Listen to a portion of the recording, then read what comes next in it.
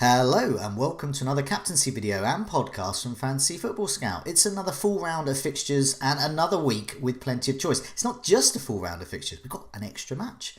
My name is Joe and joining me to find the best captaincy options for game week 32 is David. David, how are you?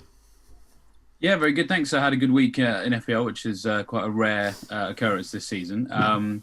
70 points on my wild card. I'm up 100k places, so I'm in a buoyant mood. The funny thing is, probably one of my worst decisions was to go for a 1 week punt on Raheem Sterling and captain him, and that didn't pay off. And here we are asking me for my captaincy opinions. How ironic. We talked last week about how largely if you were going to captain a Man City player, it was going to come down to who was going to start. So that's why I went Sterling, as said. Bit of a 1 week punt, because I need to make a transfer this week anyway, because I'm going to free hit in 33. Okay. So it was an easy switch to get a Spurs asset. And as I said, it's so much nicer this week to be looking at a much smaller pool of players for the captaincy.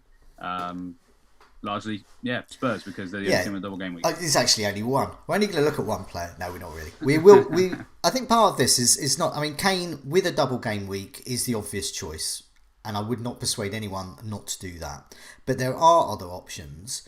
But just like a murder mystery on TV, sometimes you know who the killer is. You want to know why. You want to know why they did it or how they did it. And so that's what we want to know with Kane. Why should we captain him? And are we making? You want to hear them do the evil voice. That's we want to hear the right. We want to hear the what, why, how, why, where, and all of that. We've got to start with Spurs. So what do we got? We got Kane, double game week, absolutely primed for the Golden Boot. Incredible season. He's got assists, shots on target, everything we want. He takes on Everton away and then Southampton at home. The best captain, surely. So, why should we be captaining Kane? Well, should we start with motivation, opportunity, the murder weapon? I suppose, motivation is probably the easiest one to cover. I mean, devastating result for Spurs last week against Man United, which you could tell from Son's post-match interview. So they need some positive results. There's an opportunity to sort of catch up on people. These sorts of matches, I tend to trust their attacking assets a lot more than I do the United game. Because the thing is, I've seen a few people sort of go, Spurs didn't look too good in that game. Mourinho could lose his job. Should we really be looking at the Spurs assets? Well, it's not really that shocking to me that they didn't do too well against Man United, because Man United are now the sort of top six nullifying, or not top six, the big six.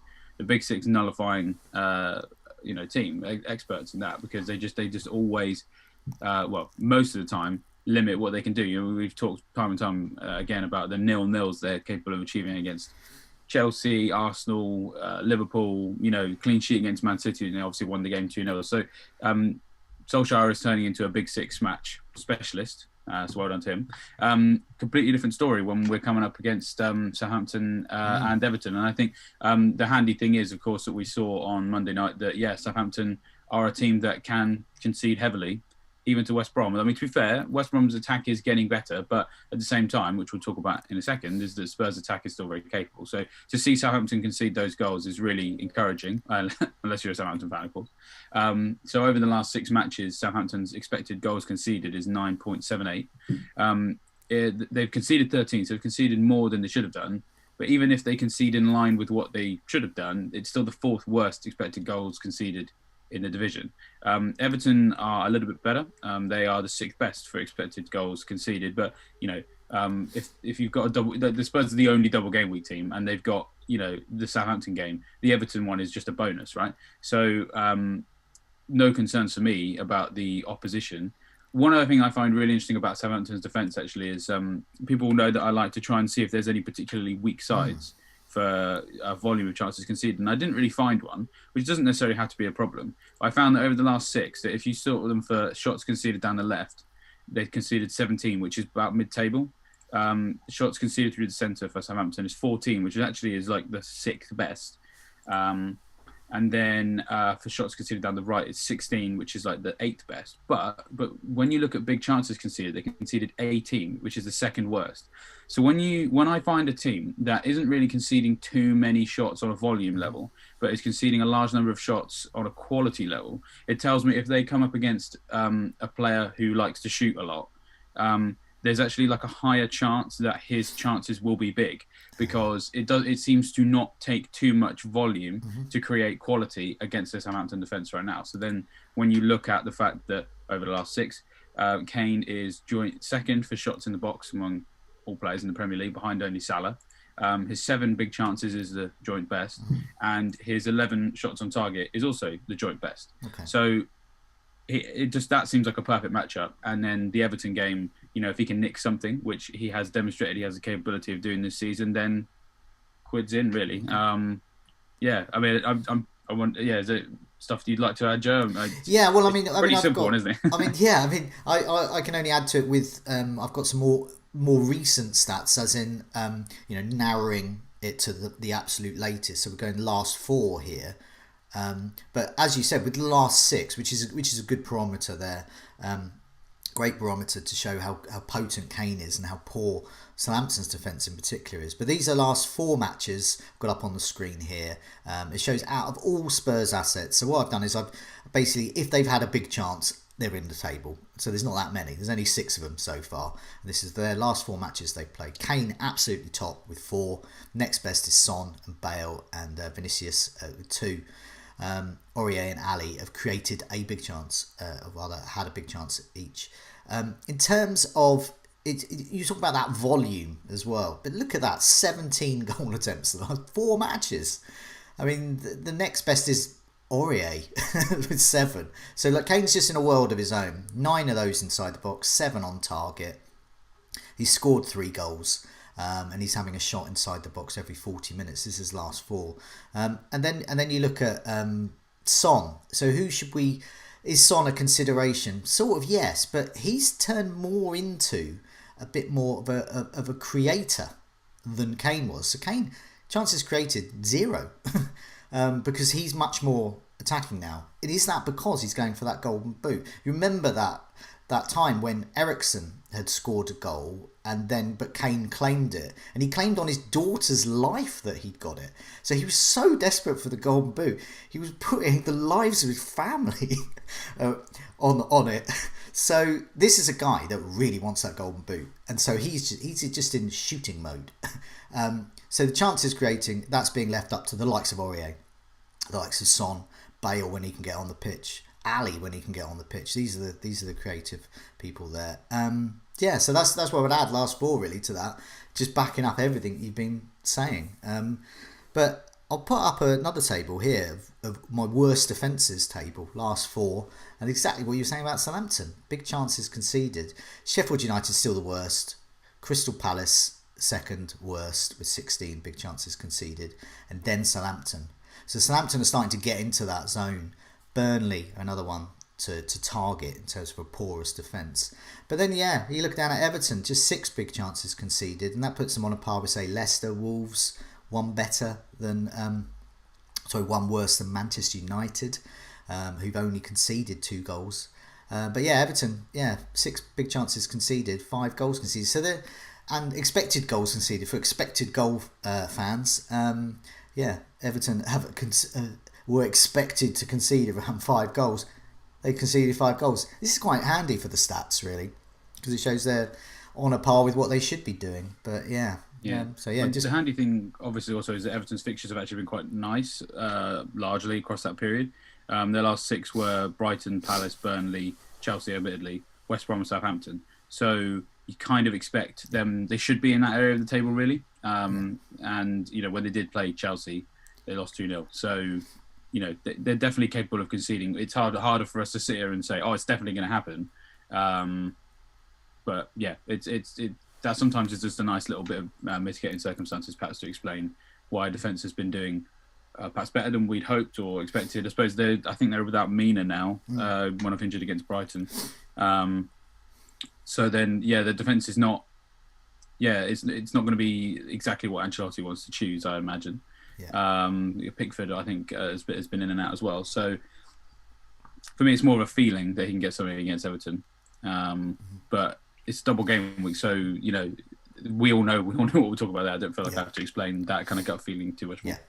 I mean, just going back to those Spurs stats again, some people will say, Well, Kane's going to be really well captained. Of course, he is. There's triple captaincy chips flying around as well, so his effective ownership is going to be huge.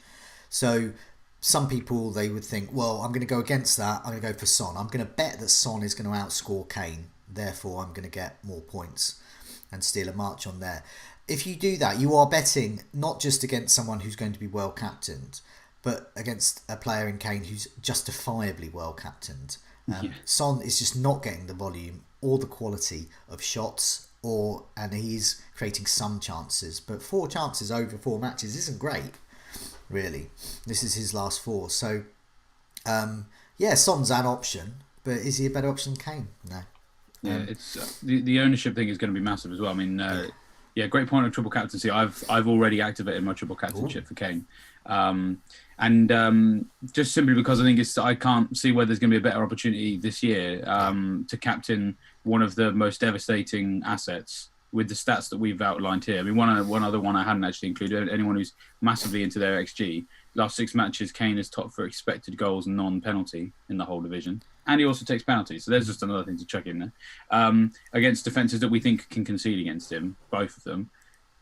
For me, it's a bit of a no-brainer just with the way that my team's set up and not knowing what double game weeks are going to come. I can't guarantee I'm going to get a better one. So that's quite an easy one for me. But then in terms of, as you said, the effective ownership, it's going to get massive because of that and also because it's a good asset. So in order to, I guess, preempt that idea, I always like to, if it kind of appears relevant, which I think in this case it does, look at the Fantasy Football Scout captain poll as it currently stands. It's been up for about 24 hours.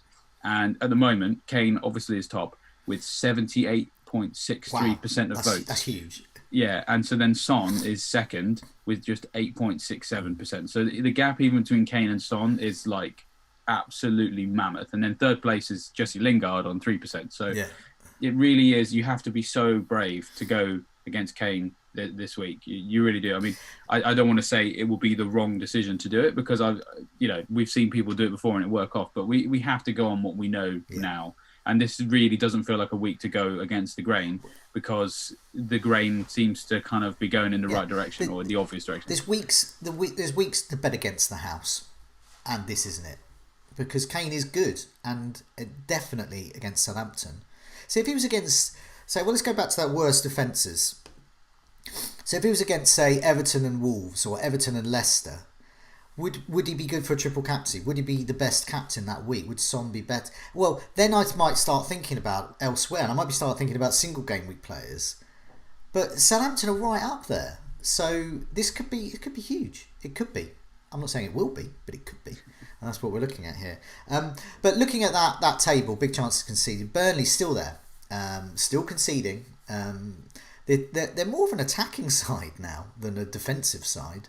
So we have to alter our thinking about Burnley. And their defence is there for the taking, which makes perhaps single game week players an option. If you definitely do want to avoid going for Kane or Son, there are single game week options with great fixtures. And among them is Fernandes. So Burnley are against Manchester United.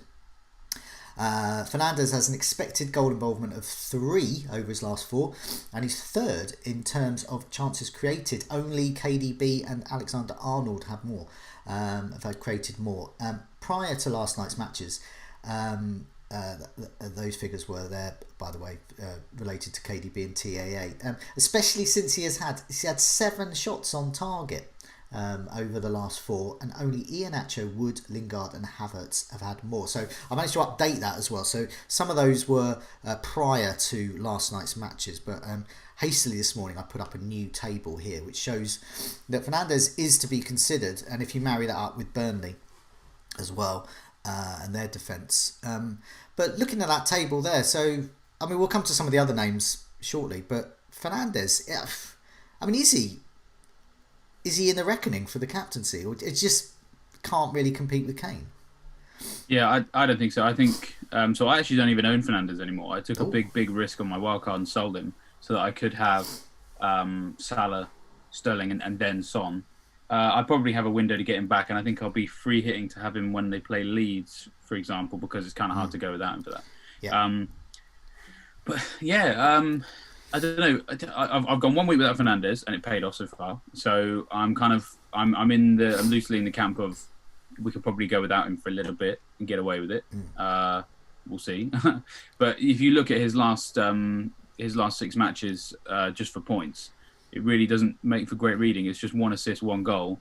The stats, as you say, are relatively decent. I mean, I'm a big fan of shots on target, so to see that he's joint second for shots on target over a certain period is good. I suppose the thing with that is that he is more of a distance shooter than, say, Kane, Wood, Iheanacho, Lingard. I think is probably halfway between a distance shooter and a penalty box tapping merchant. But I usually discount shots on target slightly more for those guys that shoot outside the box, like De Bruyne, and I suppose like Yaya Toure, those sorts of players. It's still a useful metric, but it wouldn't sway me on the captaincy, I don't think, bearing in mind that Kane has the same number of shots on target as him over the last 4, but he's got more in the box, like considerably more.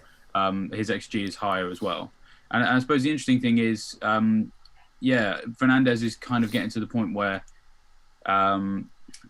penalties do play a big part of whether or not he's going to get something, and can you legislate for that? Not always.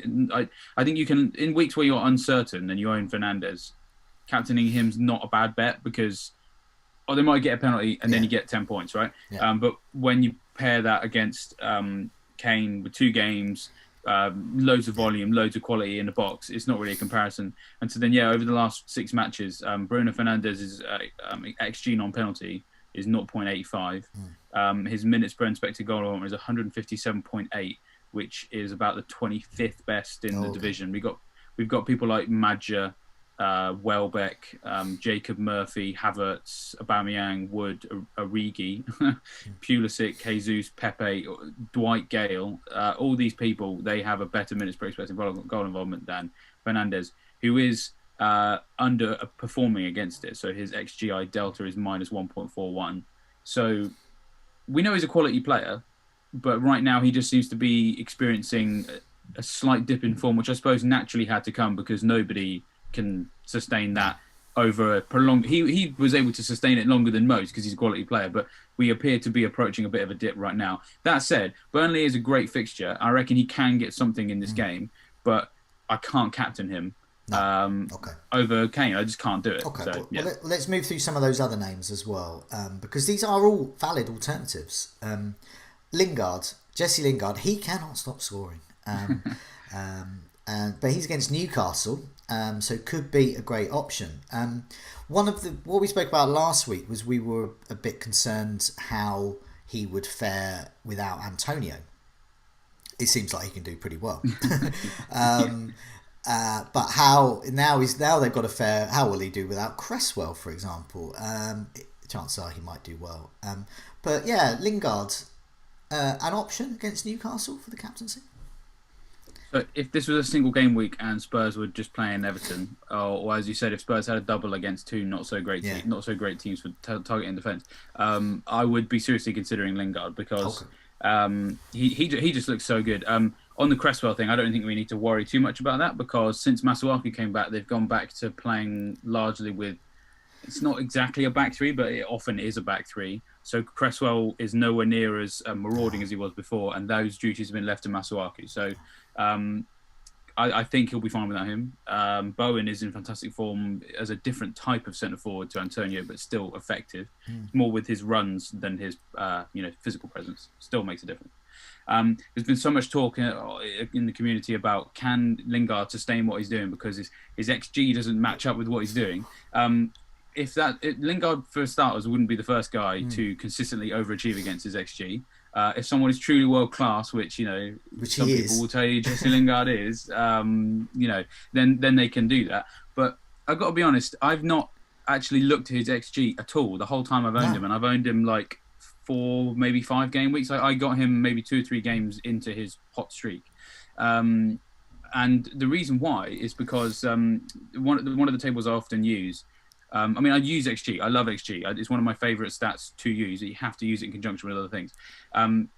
Is that I'm quite a fan of shots on target. Yeah.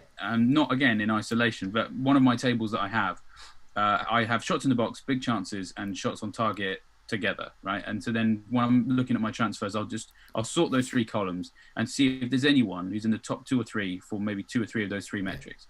And so yes, Lingard looks like he's overachieving, but actually the base kind of like data that he's overachieving against is still solid. So even if Lingard regresses from double-digit hauls every game week, he's still operating on, I think, a sustainable and solid base of shots in the box, big chances, and shots on target. So in the last 6, he's joint second for shots on target in the whole league. So it tells you that, well, yeah, even if he's shooting from places where the XG is low, you fancy him to get it in the net. And we've seen that consistently now over 9 games.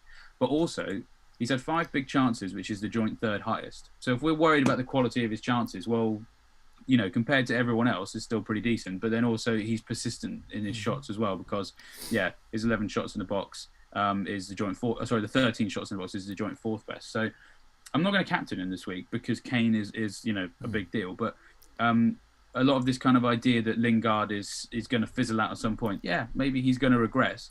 But in terms of the quality of his chances, they're still good enough for you to own him and maybe, you know, captain him at a later point when Spurs aren't playing. I think some of the people that do support that, the XG stats, can go a bit too far with it, really, in thinking that it's. I mean, all of these stats here are stats of previous form that we use as a predictor of future form. But I think for some people think XG is magic, and that it is the predict. It is somehow got a crystal ball and is actually telling you what's going to happen. And it's not. It's just simply amalgamating other stats and pulling them together and looking at quality of the chances that they've had. But if you look at it, yeah, I mean, we've seen this before with the likes of Vardy. You know, he certain stats metrics. So Vardy might not have had so many shots on target, but he's got 3 goals from 3 shots on target in 6 matches. How has that happened? Well, that's just certain players do that. And Lingard, yeah, I mean, on face value, his expected goal involvement of 2 and a bit goals, yet he's scored 5, yet he's had 8 shots on target, and 10 of those have been inside the box. 10 of his shots makes me think XG is not actually a good metric with Lingard. And I mean, it's not a good metric of how he has been performing. And as you said, shots on target is, because that's more accurate. That's what's been happening. He's been shooting on target and scoring.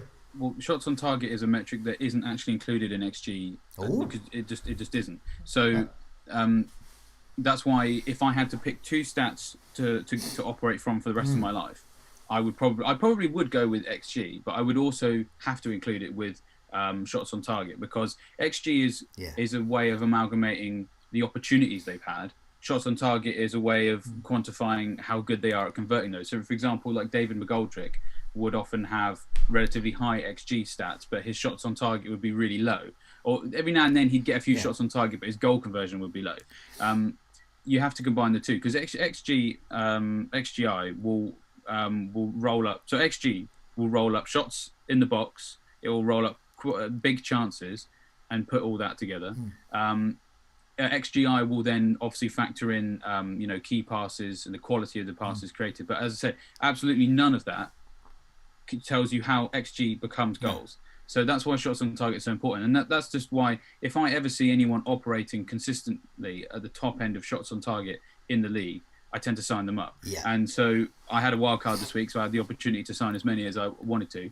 And over the last 6 matches, the top 4 for shots on target in the league: Harry Kane, who admittedly didn't score this week, but we think he's a good option; Chris Wood, who I snapped up, got an assist, but should have scored as well; Iheanacho, bagged a brace; Lingard, brace; you know, Havertz, 8 shots on target, brace; Pereira, 8 shots on target, he hauled against Southampton. So players who do well often, you know, if they're showing that they can consistently hit shots on target, it's kind of like law of averages. The more shots on target you're throwing at the goal, the more chances you're going to score. It sounds really simple and obvious, but for me, that's the key with Lingard. And so then there's going to, I'm sure there'll be a time between now and the end of the season, provided he's still hitting these kind of numbers, that shows that he's got a very good ability to convert XG, even low XG, into goals. Then I'm probably going to captain it at some point, but just not when Spurs are playing twice. Okay, we'll just rattle through some of these other names just quickly then. So we've got Iheanacho. Yeah, I mean, both of us got him on the wild card. Lots of other wild carders did too, and immediate returns there. Looking great. Looking like the Leicester player to get rather than Vardy. So yeah, he's against West Brom. But however, West Brom, looking at the defences table, are sort of mid-table. In fact, they're almost one. I would say one of the best defences at the moment. So possibly not for captaincy. Should put it that way. Havertz against Brighton. Once again, Brighton, they're not like right up there with City like they were for a couple of weeks ago for their defences, but the last four as well, they've only conceded 5 big chances. So perhaps not Havertz this time around for the captaincy. Mahrez and KDB. So looking at the fixtures, City against Villa. Going back to their defences table. Villa are sort of getting there in terms of being a bad defence, but they're not quite there yet. So perhaps not there. And you mentioned Pereira as well at West Brom. And so looking at the fixtures, Leicester against West Brom. I mean, if you like to captain a player who's playing on the final day, some people do that. There we go. Pereira against Leicester. Leicester just conceded to West Ham, and they've got another West side coming to see them. So yeah, I don't know. I mean, any of those appeal, or anyone else for those who don't want to go for Kane? I mean, I think of those, Iheanacho is probably the one I prefer. If I'm, looking for my differential of the week, I suppose, outside of the ones we've already discussed. Yes, West Brom's defence has been improving. They should have conceded more goals than they have, from what I can see. So last 6 matches, expected goals conceded of 9.34. It's slightly worse than what you mentioned, which obviously shows that if they're performing better over the last 4 than last 6, they are improving. But their XG delta, so they should have conceded 5.3 goals more than they have, because they only conceded 4 over the last 6. So there's coming a point where that maybe reverts to the mean. And so then if they're going up against a guy who I've already kind of touched upon his statistical form, very impressive. Last 6 matches for Iheanacho, 14 shots in the box, 7 big chances, 10 shots on target. And, what is also quite interesting, really, for him is just how he's just so far ahead of Vardy. Like it's not even close. Like, a lot of people had the choice to go between Vardy and Iheanacho on the wild card, and sometimes it can be easy to assume that the more expensive guy is the one who's better to go with. But I would always draw people to the Fantasy Football Scout Premium members area to really ascertain, who's the better option. Because last 6, 14 shots in the box for Iheanacho, 6 for Vardy, and that's for fewer minutes from Iheanacho as well. Not massively fewer, but still fewer. 7 big chances for Iheanacho, 3 for Vardy. 10 shots on target for Iheanacho, joint second best in the division, and just 3 for Vardy. So Iheanacho is miles ahead of Vardy now as the spearhead for the Leicester attack. So that's my 2 cents on him. I think his stats are good enough for him to get something against West Brom. But as we said, general gist is it's got to be Kane. It just has to be Kane. Yeah, I mean, people might say, oh, why aren't you mentioning Liverpool? Well, Liverpool against Leeds, we saw what Leeds did to Man City. Leeds' defence is actually, people can look at all season XG as much as they like with Leeds. They are currently an okay defence, and that makes them not one of those defences you want to target. So Leeds conceded 4 big chances. They're better okay. They're one of the best defences at the moment on current form. And so they're against the Liverpool side, who aren't as free scoring as perhaps they could be. So Salah and Jota could be options if you're that way inclined. But the defence they're playing, the current form says they are nowhere near as good as Kane with 2 fixtures. And I guess that's where, that has to be the beginning, the middle, the conclusion. Captain Kane, he's the best. He's got 2 fixtures, and one of them is against a really bad defence. I think we'll have to leave it with that one. Please do press like if you've enjoyed this video, and remember to subscribe to keep up to date with our latest videos and podcasts wherever you receive them. Also, remember our members area. David mentioned some of where those stats come from. They come from their members area of Fantasy Football Scout, all Opta driven, and if you're an XG nut, you can go mad in there. But if you like the more analog, basically confidence shots on target, we also have a look at measuring those as well. But in the meantime, David, good luck with your captaincy decision of Kane. Well, I mean, bearing in mind we're captaining the same person, I hope your captain comes off for you as well. Cheers.